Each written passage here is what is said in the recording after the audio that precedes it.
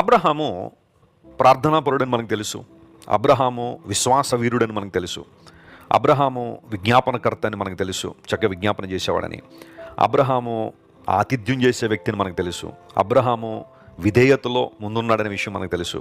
కానీ ఆదికాండం 14 అధ్యాయంలో మనం నేర్చుకున్న ఒక నూతన విషయం ఏంటంటే, అబ్రహాము యుద్ధ వీరుడు కూడా. యుద్ధం చేయాల్సిన సమయం వచ్చినప్పుడు అబ్రహాము చాలా గట్టిగా పోరాడాడు. మనందరికీ తెలుసు కదా, బబులోనుకు సంబంధించిన 4 రాజులు ఈ సొదొమ గొమొర్రా ప్రాంతాలకు సంబంధించిన 5 రాజులను పట్టుకుని వెళ్ళిపోతున్న సమయం అది. అప్పుడు అబ్రహాముకి ఆ విషయం తెలిసింది. లోతు అప్పటికే సొదొమ గొమొర్రాలకు వచ్చేసాడు కాబట్టి లోతు కూడా చెరపట్టబడి ఉన్నాడని అబ్రహాం ఎప్పుడైతే తెలుసుకున్నాడో, తన మాత్రమే కాకుండా తన ఇంటిలో పుట్టి అలవర్చబడిన 318 మంది పని వాళ్ళని వెంటబెట్టుకుని అబ్రహాము శత్రు రాజులను తరిమాడు. అబ్రహాము వారిని జయించి లోతును విడిపించాడు, ఆ రాజులను విడిపించాడు, ఆస్తిని విడిపించాడు. అవన్నీ విడిపించుకుని వచ్చేస్తున్నప్పుడు రాజు లోయ అని పిలువబడిన షాలేము లోయకు రాజుగా ఉన్న మెల్కీసెదెకు అబ్రహామును కలుసుకున్నాడు. అబ్రహామును కలుసుకున్న మెల్కీసెదెకు అబ్రహాముని ఈ విధంగా ఆశీర్వదించాడు.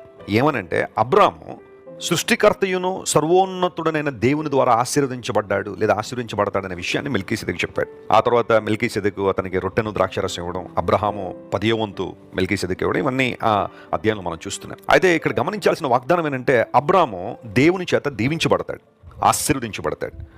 మనుషులిచ్చే ఆశీర్వాదాలు వేరు, దేవుడిచ్చే ఆశీర్వాదం వేరు. మనుషులిచ్చే ఆశీర్వాదాలు కొంతకాలం ఉండొచ్చు, ఆ తర్వాత గతించిపోవచ్చు.